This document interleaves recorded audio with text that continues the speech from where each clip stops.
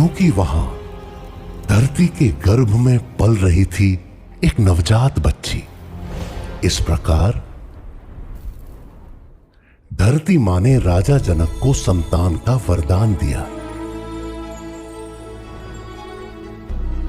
जिसका जन्म किसी स्त्री के गर्भ से नहीं बल्कि मिट्टी से हुआ था।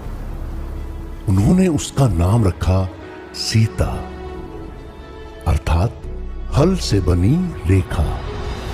सीता, ये तो हमारी माँ का भी नाम है। अरे, ये तो अजीब संयोग है। बड़ा ही अजीब संयोग है ये।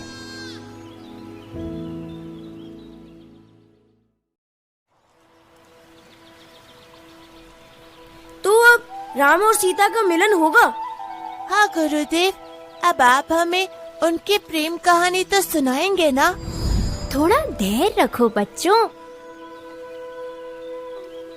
अभी तो प्रेम कहानी का आरंभ हुआ ही नहीं है। हाँ, अभी नहीं, और सीता के जीवन का मार्ग अभी अलग ही है। अभी तो राम को जीवन के कई कर्तव्य निभाने हैं।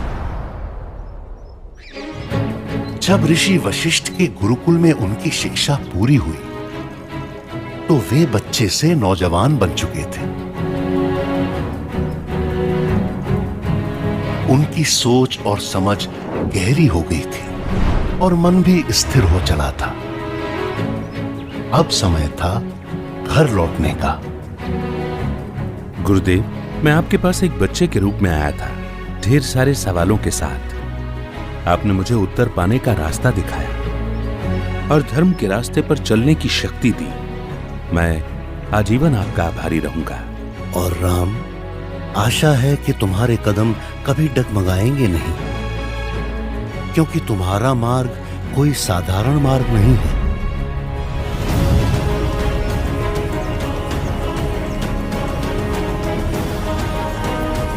और उस क्षण में ऋषि वशिष्ठ को सत्य का आभास हुआ।